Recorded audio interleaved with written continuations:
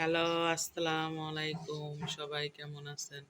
আমি তো ভালোই আছি। আজকে বাসায় কচু রান্না করা হবে। কচু দিয়ে ইলিশ মাছ আর হচ্ছে পুঁই শাক।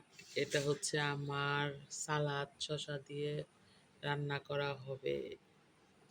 এই দেখেন আমার বাসার কি অবস্থা। আবার সেই পেয়ারা খায় পাকিয়ে ঝপঝপ করে ফেলে দিয়েছে। উঠানটা বেহাল অবস্থা।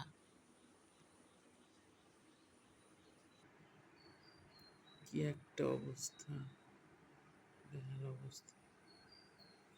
আর লেবু দিয়ে শরবত না, শুধু লেবু আর গরম জল দিয়ে খাবো। কি রে, ভাত দিয়ে আসি ভাত।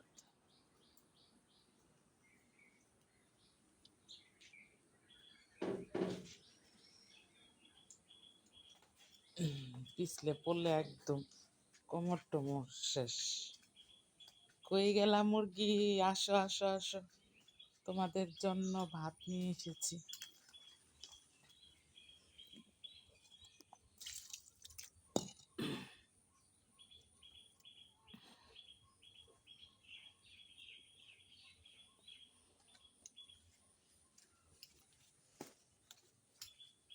আসো, বেরো।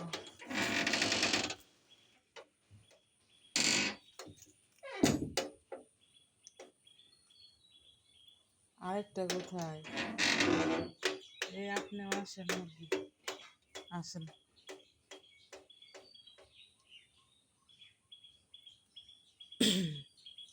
কার কার বাসায় এরকম শান্তশিষ্ট মুরগি আছে? একদম শান্তশিষ্ট মুরগি, অনেক শান্তশিষ্ট। আজকে পুঁই শাকগুলা কচুও রান্না করব, সাথে পুঁই শাক তুলে পুঁই শাকও রান্না করব।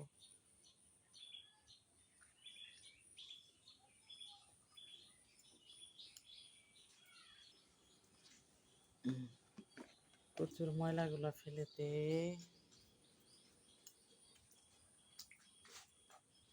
ফেলে না দিয়ে টফে রাখি, সার হবে। এখানেও পুঁই শাক অনেক সুন্দর আছে।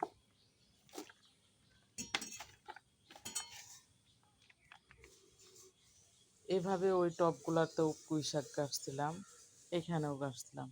আস্তে আস্তে এখন এত সুন্দর হয়েছে, এখানেও এইভাবে আস্তে আস্তে হচ্ছে।